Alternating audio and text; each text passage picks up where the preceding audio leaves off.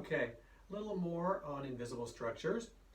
Let me give you a couple of examples of monetary systems that are invisible structures that are more in line with permacultural values and ethics principles. There's a system that was first started in New York, in Ithaca, New York, a very progressive, known as very liberal area. But these are barter systems. So what happens and happened there when they first set it up is you got to have a certain number of people in a community and a certain diversity of services that join into this system, and in a sense, everyone gets listed as the services they can provide. You have gardeners, dentists, massage therapists, lawyers. They can all buy into this system, and when they do services for people, they earn some type of monetary analog. In this system in the Ithaca, New York, it was called the Ithaca dollar. So let's say I'm a landscaper and I go work in someone's yard for 5 hours, I earn 5 Ithaca dollars.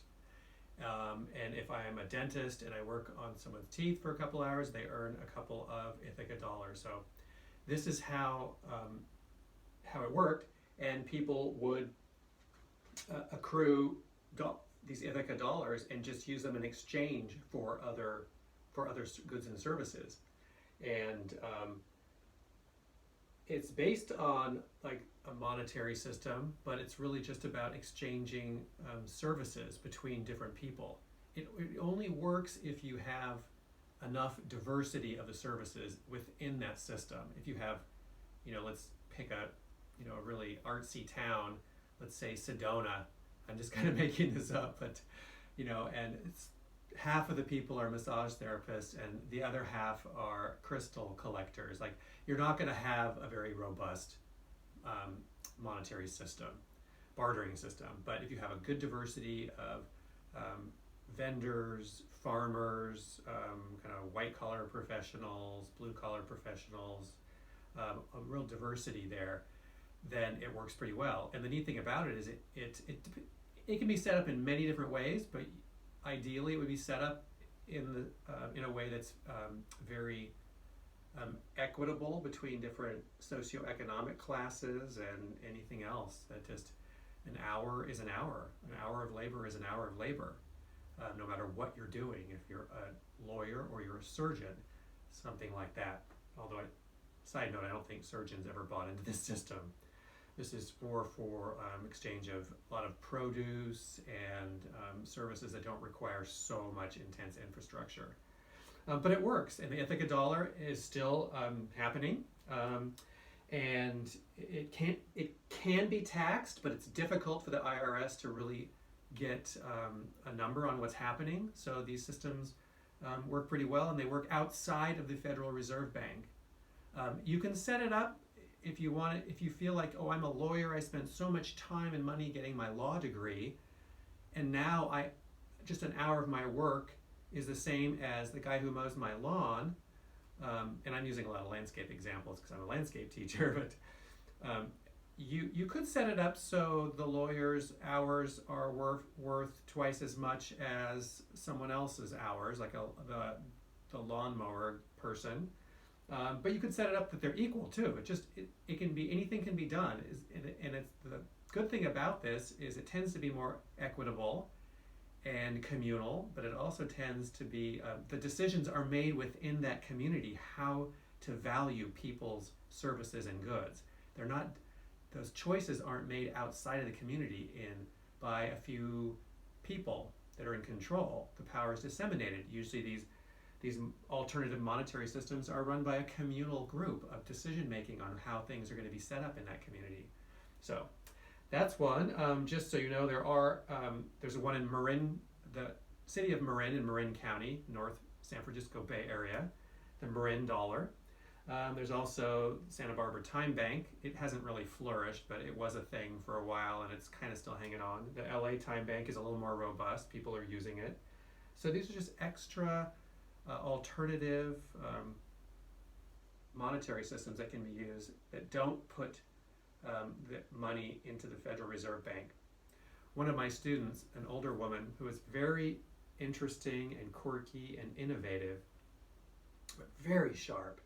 She, whenever she would talk about money, because we were going to go on a field trip in the permaculture class, and she didn't want to pay. She wanted to do all trade with Quail Springs. And even with Quail Springs, it kind of brought up a little like, oh, we kind of need the money, and it's difficult if everyone wanted to do full trade, this $225 weekend, and no one wanted to pay, they just wanted to do services. It's hard, that transition, that she's in between our system that requires money and a barter system. We worked it out, but she would always say, I don't want to use Federal Reserve notes. That's what those dollar bills are, $5 bills, $20 bills, 100. They're Federal Reserve notes, part of the Federal Reserve Bank, part of a privately owned, profit-making organization. So I really respected her for calling those what they really were, is a buy-in to a privately owned profit-making system. And she's like, I'm not going to be part of that.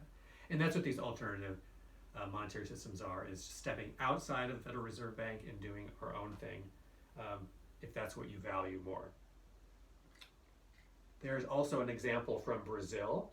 Brazil has had some big economic issues, and they created a whole system that they called the Sabir educational system. And what happens, they really needed their educational system to be reformed, and kids were not getting prepared and not going to college. But starting at 10 years old, they were able to get credit for college by tutoring younger kids, and they did that throughout their whole life, from 10 years old till they were 18 or around there. And by the time they got to be 18 and time to go to college, they had earned enough credit by tutoring to pay for their college. It's all funded by the government through a tax on cell phones, a very small tax for each person, but everyone has one. So really neat, creative system, creative thinking. I mean, we have all kinds of things that we could do like this that work out better for everyone. I heard an economist on the news, or on the radio news, say recently, progress used to mean the system has evolved greater to serve more people for the greater and common good of all. Progress was improvement for the greater good of all. And that has changed. That was about 40 to 50 years ago. Progress, for the 200 years before that, always meant improving everyone's lives and making them all better, and more people get more of what they need. Now progress only means dollar signs. How much more money are we making? It's gone to strict numbers. So permaculture asks us to pull back off of that and go back to what humans really are designed for and need, and what really nourishes us. It's not about making more money. It's about getting more of what we need. So these alternative monetary systems help with that. All right, thanks.